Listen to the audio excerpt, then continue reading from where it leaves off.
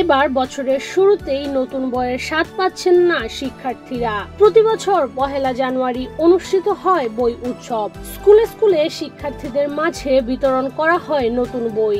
দেশের মাধ্যমিক, উচ্চ মাধ্যমিক বিদ্যালয়গুলোতে তৈরি হয় উৎসব মুখর এক পরিবেশ।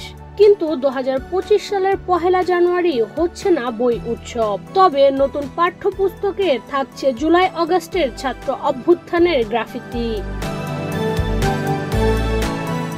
8 ডিসেম্বর সকালে খুলনা বিভাগের বিভাগীয় পর্যায়ের কর্মকর্তাদের সঙ্গে মতবিনিময় শেষে সাংবাদিকদের প্রশ্নের জবাবে বিষয়টি নিশ্চিত করেছেন প্রাথমিক ও গণশিক্ষা মন্ত্রণালয়ের উপদেষ্টা অধ্যাপক ডাক্তার বিধানরঞ্জন রায় পোদ্দার। এ সময় উপদেষ্টা বলেন, জানুয়ারি মাসের মধ্যে সব পর্যায়ের শিক্ষার্থীদের হাতে বই তুলে দেওয়া হবে। প্রতিটি শ্রেণীর বইয়ের কিছু অধ্যায় পরিমার্জন ও পরিবর্তন করার কারণে বই ছাপাতে দেরি হচ্ছে। সেজন্য শিক্ষার্থীদের হাতে বই তুলে দিতে কিছুটা বিলম্ব হবে। বিলম্বের কারণ উল্লেখ করে উপদেষ্টা বলেন, যেহেতু বাইরের একটি দেশের বই ছাপার কথা ছিল, 5 আগস্টের পরে সেই টেন্ডার বাতিল করে নতুন টেন্ডার আহ্বানের ফলে বই ছাপাতে কিছুটা বিলম্ব হচ্ছে। এজন্য বই বিতরণে কিছুটা দেরি হবে, যদিও প্রাথমিকের বই জানুয়ারির মধ্যেই বিতরণ করা সম্ভব হবে।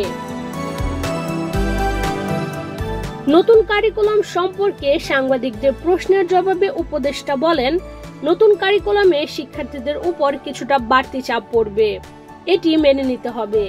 তার কারণ গণ অভ্যুত্থান পরবর্তী দেশে সকল ক্ষেত্রে একটি প্রভাব পড়ে, যেটি শিক্ষা ক্ষেত্রেও পড়েছে। মিড ডে মিল চালুর বিষয়ে উপদেষ্টা বলেন, আগামী 5 বছরের মধ্যে পর্যায়ক্রমে সকল প্রাথমিক বিদ্যালয়ে মিড ডে মিল চালু হবে, যা আগামী বছরই প্রকল্প আকারে চালু হচ্ছে। এ সময় তিনি প্রাথমিক বিদ্যালয়ের অবকাঠামো সহ বিভিন্ন জায়গায় গুণগত পরিবর্তনের কথাও জানান। ইশরাত চৈতি, বাংলাদেশ প্রতিদিন।